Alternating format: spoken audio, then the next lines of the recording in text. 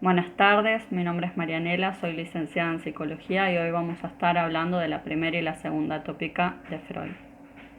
Lo primero que él nos va a decir es que el aparato psíquico es nuestra mente, nuestro aparato anímico. Así como tenemos un aparato físico, también tenemos un aparato psíquico. Y así como nuestro aparato físico se compone de diferentes sistemas, sistema digestivo, sistema circulatorio, sistema nervioso, también nuestro aparato psíquico se compone de sistemas. Y estos sistemas se interrelacionan entre sí y tienen sus propias leyes. ¿Qué más nos dice Freud acerca del aparato psíquico? Es que tiene tres aspectos. Tiene un aspecto dinámico, un aspecto económico y un aspecto estructural. El aspecto dinámico tiene que ver con que el aparato psíquico está en completo movimiento, con que el aparato psíquico es complejo, porque está justamente compuesto de sistemas y compuesto de sistemas que se interrelacionan entre sí formando diferentes complejos. También nos va a decir que el aparato psíquico es heterogéneo, que es caso por caso, ¿sí? Que es tan complejo porque se compone de un montón de otras cosas que influyen al ser humano. También va a decir que, dijimos, es dinámico, es económico y es estructural. ¿Por qué es económico? Porque se maneja con diferentes energías, pulsiones, afectos, que lo que hacen es liberar tensiones o tensionarse cada vez más. Entonces se trata de una distribución de esas energías, por eso dice que es económico. Y también es estructural. ¿Por qué? Porque bueno, más adelante vamos a estar hablando de las diferentes estructuras que pueden componer a una personalidad. Entonces, ahora sabiendo de qué se trata el aparato psíquico y sabiendo que está compuesto por diferentes sistemas, vamos a hablar de la primer tópica. Freud desarrolla esta tópica desde el año 1913 hasta el año 1915 y va a decir que está compuesto por tres sistemas: sistema consciente, sistema inconsciente y sistema preconsciente. ¿Por qué decide llamarlo tópica? Justamente porque tópica viene del griego topos, que significa lugar. Entonces va a decir que estos niveles del psiquismo, conciencia, preconsciencia, inconsciente, están ubicados en algún lugar del psiquismo, aunque no lo podamos ubicar dentro del cuerpo, dentro del organismo, ¿sí? Pero que están. ¿Cuál es el primer nivel, cuál es el primer sistema o la primera instancia de esta tópica? Ya habíamos dicho, el consciente. ¿Qué pasa con el nivel consciente? Es el más accesible del aparato psíquico. Es el que tanto yo puedo acceder fácilmente dentro de mi conciencia, como un otro puede acceder a mi consciente y yo también acceder al consciente de otra persona. ¿Por qué? Porque tiene que ver con la parte de la percepción, tiene que ver con la parte de que yo me comunico con el otro a través de los cinco sentidos, ¿sí? El poder ver, el poder escuchar, el poder comunicar, el poder sentir, el poder gustar, el poder hablar, el poder actuar, y también las cuestiones que tienen que ver con lo interno, ¿sí? El pensamiento, la sensopercepción, el lenguaje, ¿sí? Son todas estas cuestiones a las cuales nosotros tenemos fácil acceso, tanto a nosotros mismos como a la conciencia del otro. Esta conciencia está regida por el principio de realidad. ¿Qué quiere decir el principio de realidad? Acá ya estamos encontrando una de las leyes que habíamos dicho, que el aparato psíquico está compuesto por sistemas y que tiene leyes propias. El sistema consciente está regido por el principio de realidad. El principio de realidad tiene que ver con que La conciencia se adapta fácilmente a el contexto de la realidad, justamente, propiamente dicha, y valga la redundancia. Está este principio de realidad tiene que ver con la adaptación que nosotros tenemos al aquí y ahora, ¿sí? Que por ejemplo, si nosotros tenemos un deseo que puede ser inconsciente y que se hace consciente, o un deseo en sí que ataca a lo que la realidad nos exige, la conciencia es quien nos va a estar por ahí tratando de postergar determinado deseo. Por ejemplo, yo ahora estoy dando esta clase y se me ocurre comer un helado de chocolate. La conciencia lo que hace es que yo permanezca aquí poniendo mi atención, poniendo mi energía, mi interés, mi afecto en el aquí y ahora, en esta situación que es estar dando clases. Entonces no voy a salir corriendo a comprarme un helado de chocolate.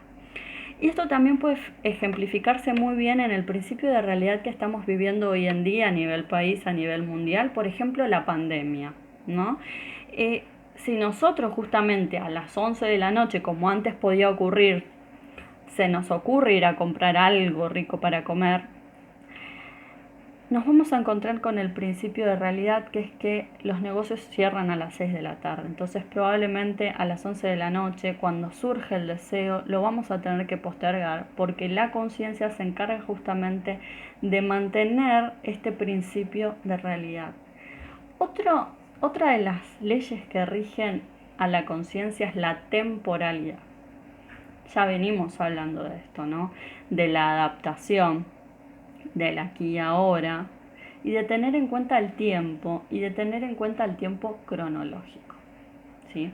Yo en este momento no me puedo poner a hacer cosas que hacía a los 2 años, por ejemplo. Entonces la conciencia respeta el tiempo cronológico, ¿sí? Respeta cuando es de día, cuando es de noche, cuando hace frío, cuando hace calor, ¿sí? Si yo cuando hacen 30 grados estoy al lado de una estufa y súper abrigada, probablemente no esté siguiendo ni mi principio de realidad ni mi principio de temporalidad. Obviamente que si estamos hablando de un principio de realidad y estamos hablando de un principio de temporalidad, es porque también la conciencia se maneja por leyes lógicas, ¿sí? No hace cosas incoherentes. Como por ejemplo, vuelvo a los 2 años o a un poquito antes de los 2 años. El niño está feliz, por ejemplo, de andar por toda la casa desnudo.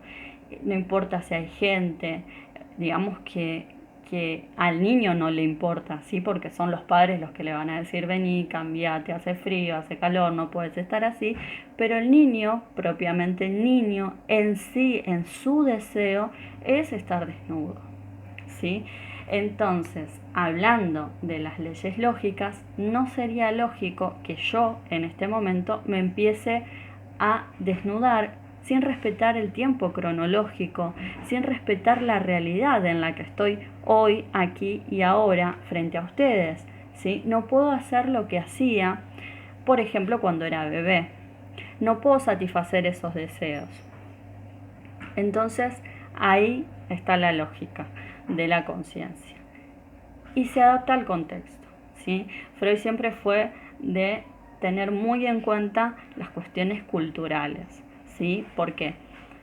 Porque tal vez en otro país o en otro contexto, por ejemplo, cuando las mujeres marchan desnudas, es una cuestión en la que se están adaptando a un determinado contexto. Si no es que van por la vida de esta manera, igualmente ahora las cosas se están flexibilizando un poco más, pero trata de adecuarse a un contexto.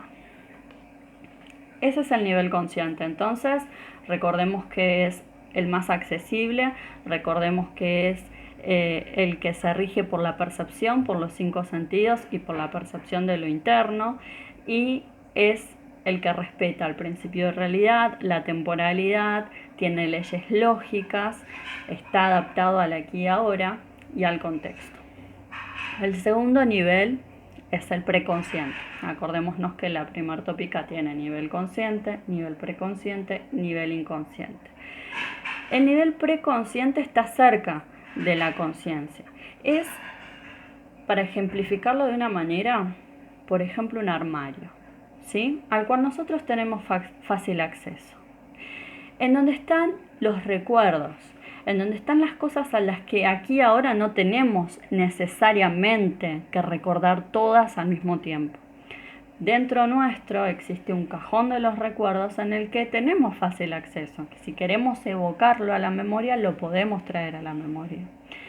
Pero este preconsciente también respeta las leyes de la temporalidad, del principio de realidad, del contexto y de la lógica. Entonces yo en este momento necesito poner mi atención, mi aprendizaje, mi enseñanza en esta situación y no me voy a estar acordando, por ejemplo, de lo que hacía cuando tenía 7 años, ¿sí? Lo cual no significa que yo en algún momento pueda sentarme y acceder a ese recuerdo. Por eso digo, hay que imaginarlo como un cajón en donde están todos los recuerdos que podemos acceder fácilmente, ¿sí? Pero que no necesariamente tienen que estar en la conciencia. O ejemplificándolo de otra forma, nosotros tenemos un teléfono y necesitamos ponerle una memoria externa para que tenga más espacio. ¿Por qué? Porque la conciencia no tiene mucho espacio. Es así como nos tenemos que representar a la conciencia. Y volviendo al ejemplo del ropero, yo no voy a andar por toda la casa cruzándome con diferentes ropas de mi armario, porque para eso está mi armario y lo encajono. No hay espacio, ¿sí? Y tampoco es lógico que tenga toda la ropa tirada por toda la casa cuando puedo tener un armario en donde guardarlo. Entonces el preconsciente es de fácil acceso a la conciencia, pero también almacena cosas que en la conciencia no necesariamente tienen que estar todo el tiempo, porque la conciencia no tiene espacio. La conciencia lo que hace es hoy percibir, ¿sí? Y yo después no voy a estar durante todo el día con esta clase, ¿sí? Es ahora, en este momento. Bueno, están relacionados entre sí porque tienen cierta movilidad de energías. Los tres sistemas están en contacto entre sí. Hay cierta movilidad.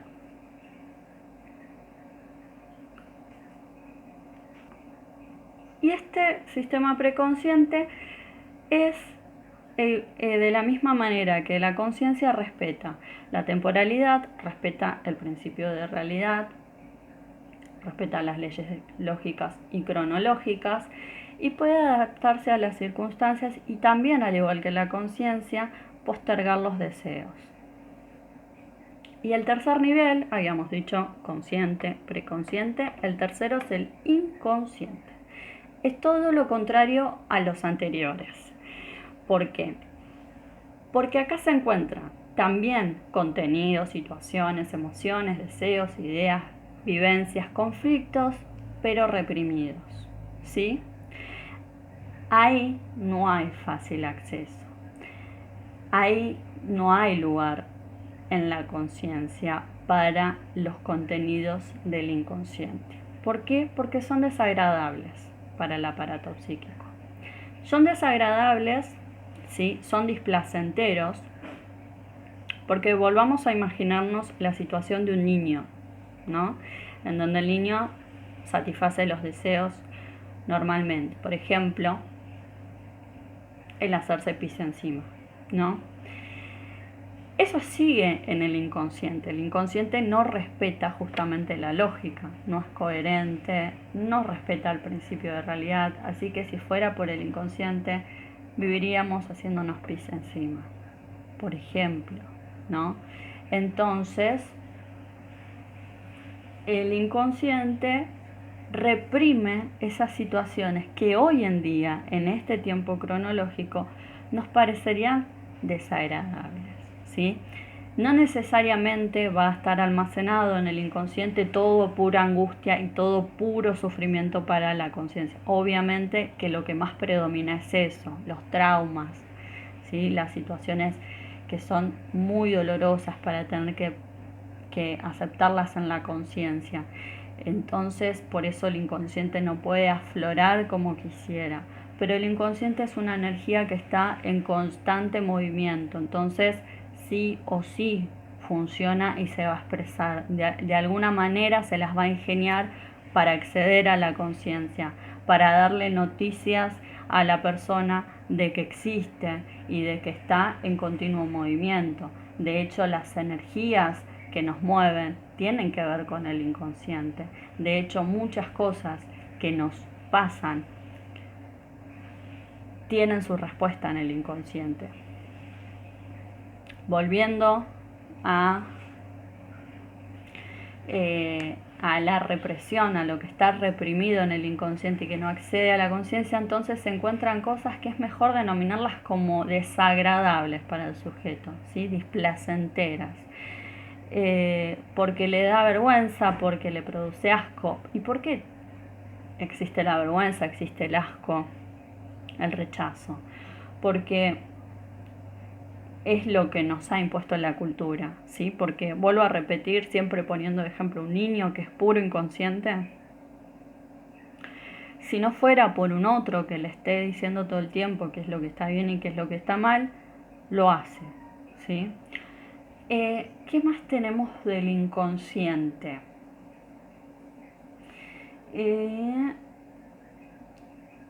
Dijimos que tiene sus propias leyes de funcionamiento totalmente contrarias a la conciencia y al preconsciente. Así como la conciencia y el preconsciente eran temporales, es decir, respetaban las leyes del tiempo cronológico, el inconsciente no. ¿Sí?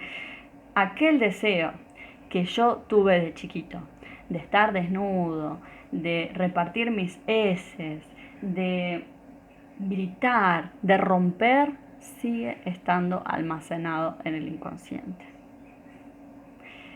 Entonces es por eso que por ahí cuando decimos que es atemporal, no le interesa el orden, no le interesa el no, de hecho no existe un no en el inconsciente. Entonces, por ejemplo, cuando soñamos, ¿no? Y soñamos que andamos desnudos por la calle, y que todos nos ven y que no nos da vergüenza. Y cuando nos despertamos decimos, ¿cómo voy a soñar eso? Me veían todos y yo no hacía nada, porque el inconsciente justamente tiene esta parte, ¿sí? No respeta el tiempo cronológico. Es un deseo que quedó desde aquel entonces y que permanece, porque no se dio cuenta el inconsciente de que fuimos creciendo, de que fuimos adquiriendo diferentes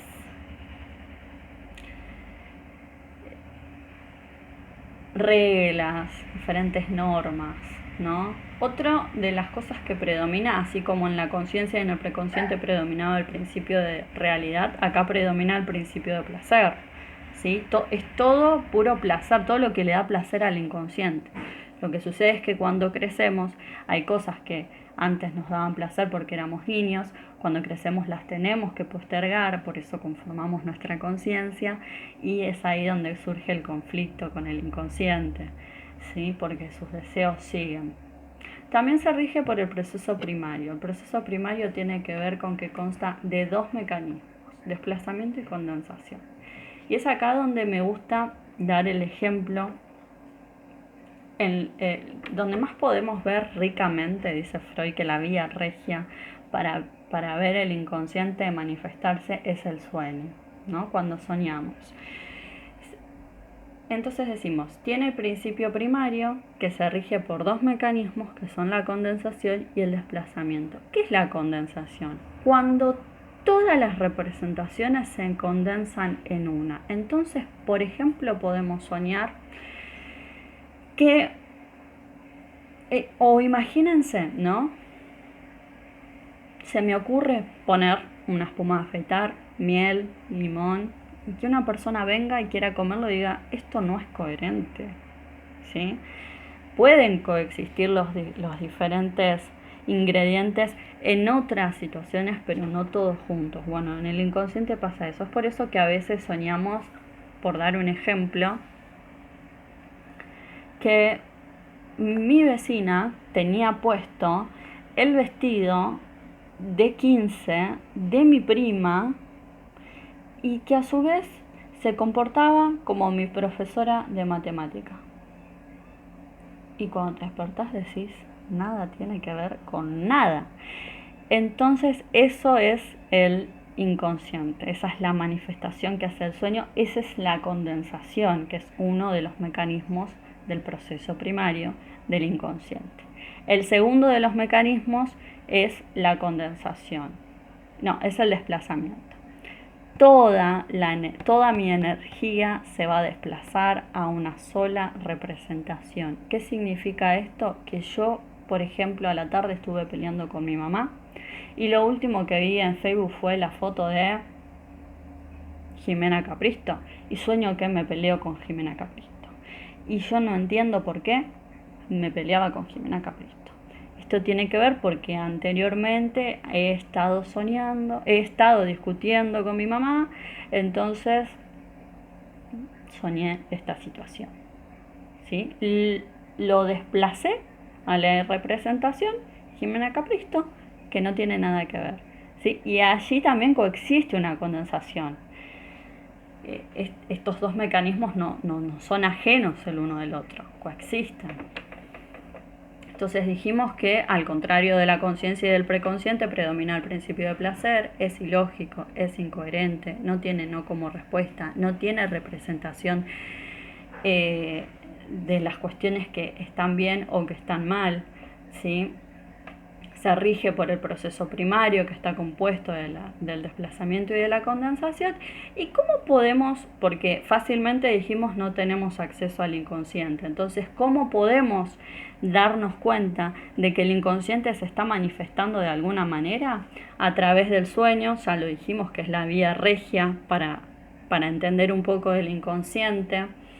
Los chistes, los actos fallidos, los olvidos, los lapsus y los síntomas, en donde voy a hacer un paréntesis en los síntomas, porque más adelante vamos a hablar de estructuras psíquicas. Entonces, si bien los síntomas en cada estructura psíquica son diferentes, acá de lo que Freud hablaba eran de síntomas neuróticos, simplemente, y es a lo que hoy como manifestación inconsciente puedo abocarme, pero sin dejar de tener en cuenta que los síntomas son inconscientes en todas las estructuras psíquicas y no necesariamente son neuróticos.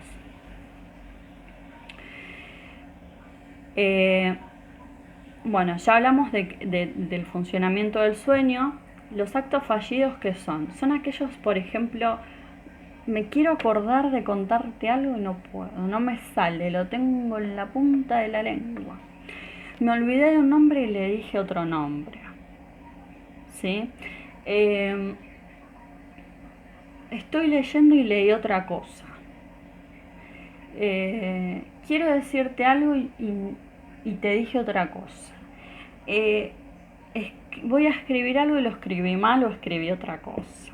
Es todo el tiempo una sustitución. Voy a la heladera y me olvido y no sé a qué vine. ¿No?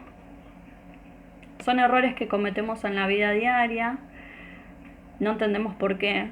¿Sí? Nos enteramos que bueno, son parte de nuestra vida cotidiana, pero a veces me puede causar risa, qué sé yo, te digo ma y quería decirte Pedro y a veces, qué sé yo, le digo Pedro, que es el nombre de mi ex, entre comillas, no lo es, a mi actual y quedo a una sensación desagradable, ¿no? Esto tiene que ver con los actos fallidos, esto es una manifestación del inconsciente. Otra de las manifestaciones del inconsciente es el chiste. ¿Sí? Freud dice que todo chiste encubre algo de verdad.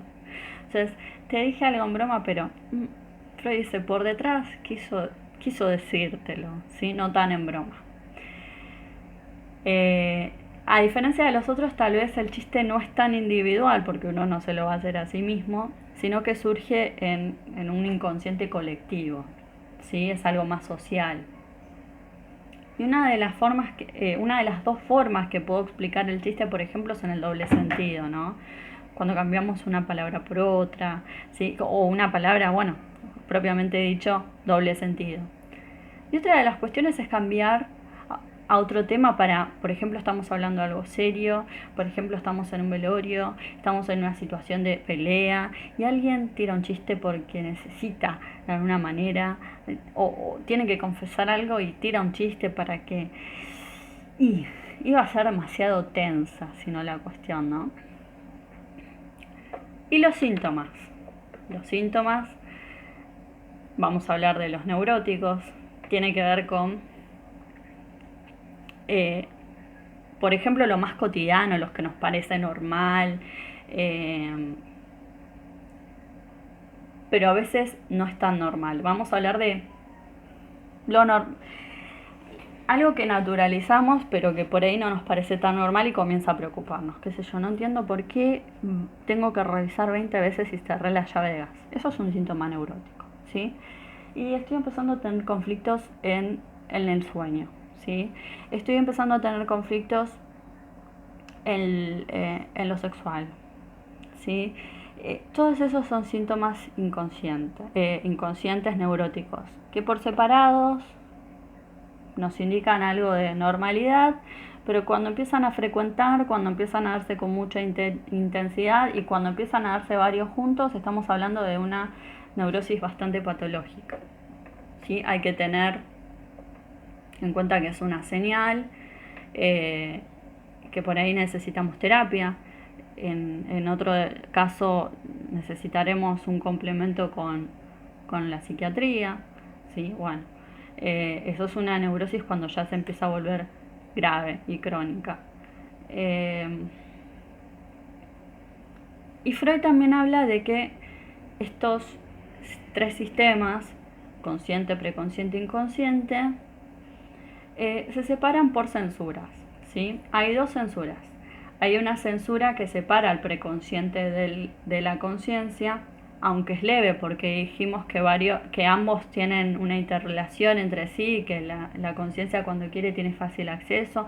Entonces imaginémonos que esa censura es la puerta del ropero que les había dicho, en donde podemos ir y buscar los recuerdos y recordarlos, que muchas veces evocar recuerdos es angustiante y no necesariamente fue inconsciente, ¿sí? A veces evocamos cosas que producen dolor, pero imagínense en el grado de dolor que contiene el inconsciente como para que no pueda tener fácil acceso y el preconsciente sí pueda tener fácil acceso y de todas maneras provocar una angustia soportable de alguna manera. O recuerdos felices, no necesariamente tienen que ser tristes, pasa que cuando son felices uno no los reprime. Entonces esta censura entre el consciente y el preconsciente es permeable,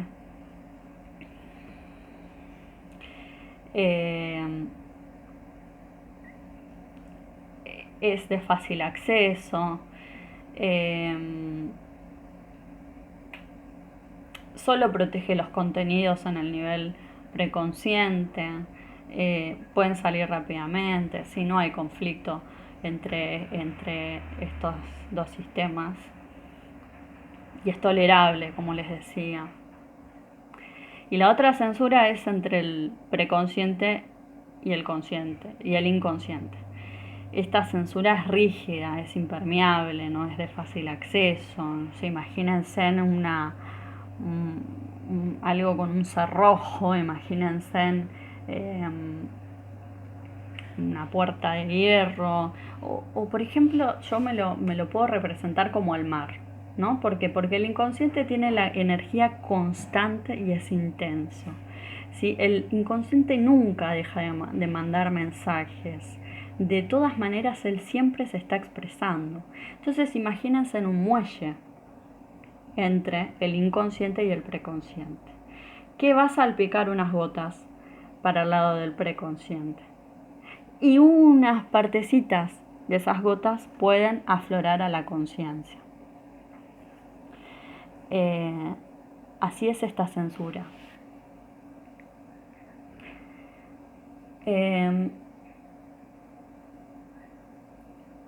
Hay una manera, ¿sí?, en que el inconsciente va a manifestarse, y nosotros hablamos del proceso primario. El inconsciente va a manifestarse a través de desplazamiento y de condensación, estos dos mecanismos, ¿sí? Así como se manifiesta en el sueño, en el chiste, en los olvidos, en los actos fallidos, en los síntomas.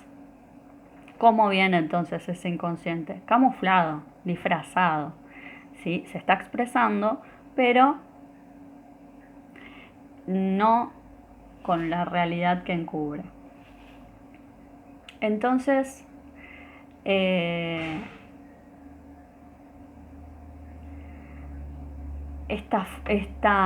Freud explica una manera de poder arribar, de poder entender esta situación. Lo explica con el esquema del peine, donde va a mostrar las censuras, donde va a mostrar que hay un polo que es perceptivo, de donde la conciencia y el preconsciente tienen acceso, y un polo motor. Y que cuando dormimos, por ejemplo, lo explica con el sueño, las barreras se empiezan a debilitar un poco. Y es ahí donde el inconsciente puede aflorar. Pero, vuelvo a repetir, de manera camuflada, de manera disfrazada, de manera que no se note tanto. Por eso él habla de una cuestión de contenido manifiesto y otro latente. El contenido manifiesto es lo que se manifiesta en el sueño, algo que no tiene nada que ver con nada y que no lo entendemos. Lo real de eso, la verdad que encubre el inconsciente, es lo latente, es lo que está ahí y no entendemos. Donde lo podemos entender es si hacemos análisis, si nos psicoanalizamos o si vamos a un psicólogo. ¿No? El inconsciente va a estar empezando a comunicar un poco más. Y ahora vamos a la segunda tópica, que fue en el año 1920 en adelante. Freud va a hablar de yo, ello y super yo. Me interesa explicarlo desde el ello. ¿Por qué? Porque el ello es lo que se gesta primero, ¿sí? El ello es lo más primitivo del sujeto. El niño es puramente ello y el ello es puramente inconsciente. No vamos a decir que el ello es sinónimo al inconsciente, porque las otras dos instancias, yo y super yo, también tienen cuestiones inconscientes. Pero sí, el ello es puro inconsciente. Porque está regido por el principio de placer, porque es antisocial, porque no se rige con las cuestiones de la realidad, porque hace cosas antisociales, porque lo único que le interesan son sus deseos fisiológicos, el satisfacerlo de la manera en que sea, y lo único que le importa es reducir las tensiones con las que se encuentran, ¿sí? Estas energías pulsionales que afloran todo el tiempo, que están en constante movimiento. Tiene que ver con el hambre, con lo sexual, con la agresión, con los impulsos irracionales. Vuelvo a decir, no le interesa, desconoce la realidad.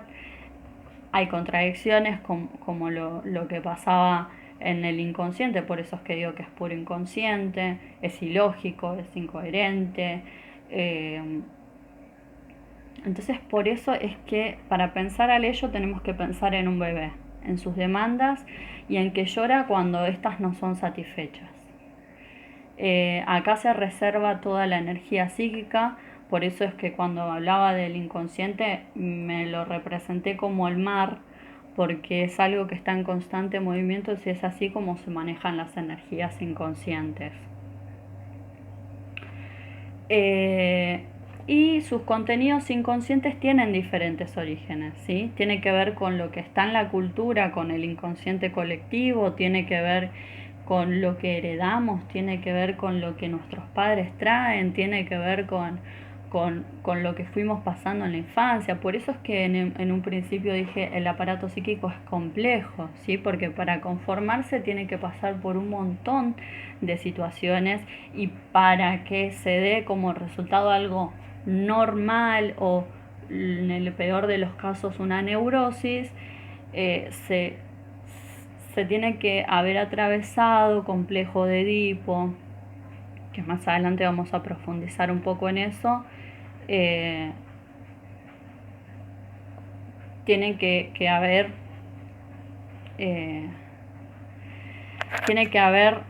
determinados requisitos para que la persona pueda, para que marche todo mínimamente bien o normal y no caigamos en otro tipo de estructuras que son más sufribles por el sujeto y por su entorno. Bueno, Freud dice que la mayor parte del ello es desconocida, porque si hablamos de inconsciente, entonces nos damos cuenta de que sí, no lo conocemos del todo, que vive encubierto.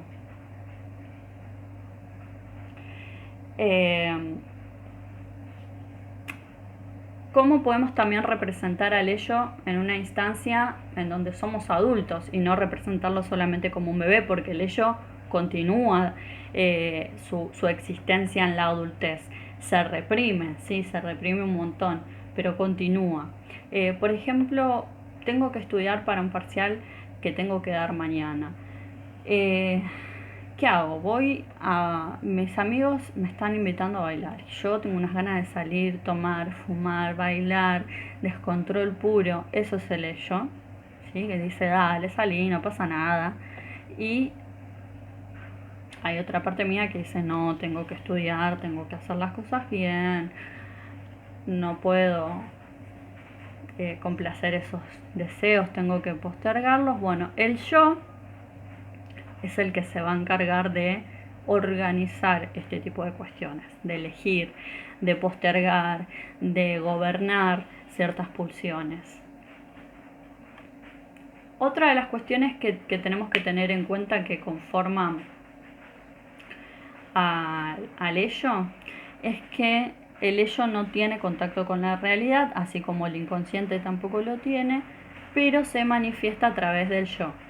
¿Sí? El yo va a ser el mediador entre la realidad y el mundo exterior. Perdón, entre el mundo exterior, que es la realidad, y el ello. Y tiene dos fuerzas primordiales que son Eros y Tánatos. Eros, expulsión de vida, Tánatos, expulsión de muerte. Eros es la pulsión, es el instinto, por decirlo de alguna manera, de autoconservación. Y Tánatos, que es la pulsión de muerte, es la tendencia que tienen todos los seres vivientes a regresar a su estado inorgánico. ¿Por qué? Porque lo que busca el ello es agotar esas energías, esas tensiones, liberarlas. Entonces, de la única manera en que puede hacerlo realmente es volviendo a un estado inorgánico, es decir, a la muerte. ¿Sí? Es a lo que nos está dirigiendo todo el tiempo. Y es aquí donde si se expresa hacia el interior hay situaciones de autodestrucción y si se dirigen hacia el exterior hay cuestiones agresivas, ¿sí? y destructivas. Bueno, resumiendo, también es puramente inconsciente, se rige por el principio de placer, y ahora sí pasamos al yo.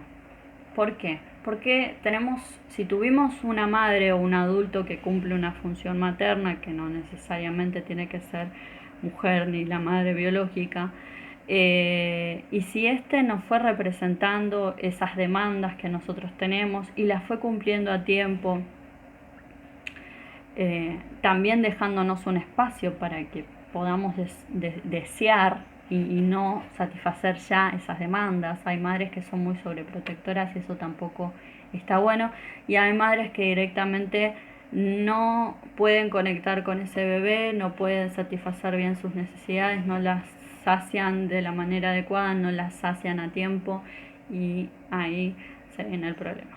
Pero el yo es como el contenido, lo que va conteniendo el desborde del ello, ¿no? Es como que se le fue formando un molde o un bowl para ese líquido todo disperso, le fuimos poniendo un contenido. Es un contenedor de las energías pulsionales del ello y del inconsciente.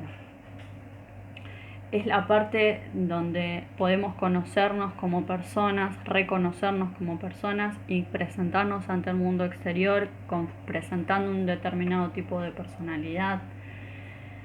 Entonces va a ejecutar, va a organizar las energías, los estímulos, las necesidades externas e internas. ¿Por qué? Porque el mundo exterior también nos demanda.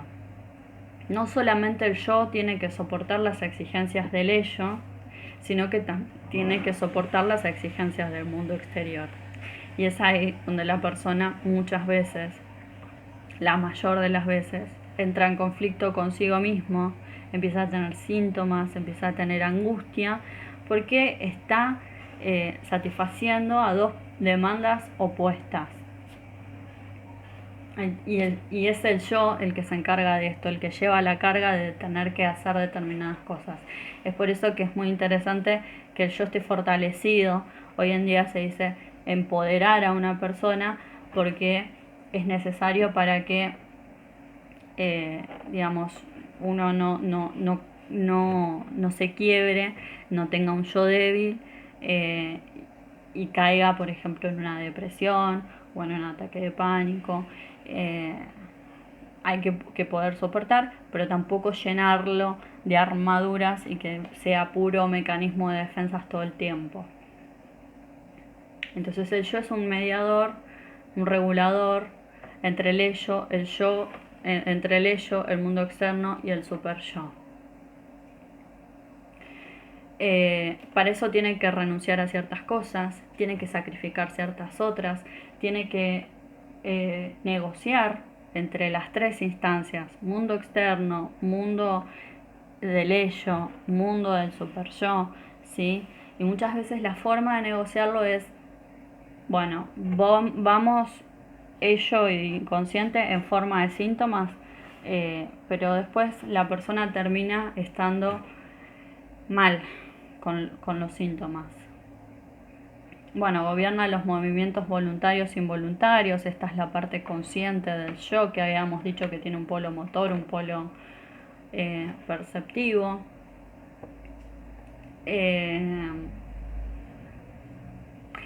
Y mantiene, bueno, nuestra autoconservación, nos da cierta seguridad que el yo no, y a veces usa la angustia como un modo de señal para justamente autoconservarse y preservarse del mundo haciendo un examen de realidad. Y el super yo es el heredero del complejo de Edipo. El sujeto va a pasar por el complejo de Edipo, ¿sí? El niño a determinada edad pasa por un complejo de Edipo, por un complejo de castración, que va a dar como resultado la instancia del super yo. Es decir, el super yo no está desde el principio en nuestra conformación como sujetos, y es la instancia en la que entra la ley.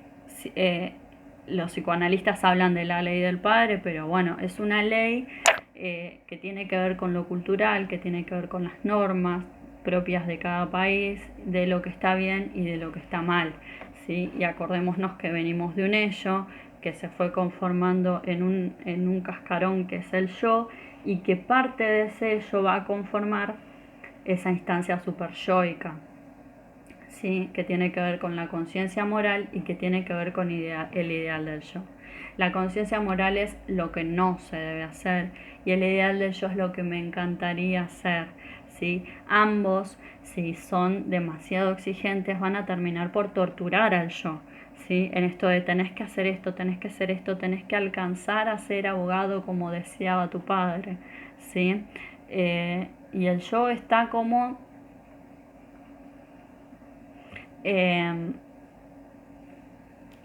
presionado, ¿sí? Porque no es lo que el ello quiere, no es lo que el yo quiere, es lo que la realidad demanda y el super yo lo hostiga. Esto tiene que ver con él. Es la parte más enjuiciadora del yo. Si bien dice que es amigo del yo no lo vería tan así, dependiendo también cómo fue la ley que se instaló como norma. Bueno, y hablando un poco del complejo de Edipo, vamos a ir finalizando con un complejo de Edipo que tiene que ver con que el niño desde que nace tiene una especie de simbiosis, de apego hacia su madre, que en el mejor de los casos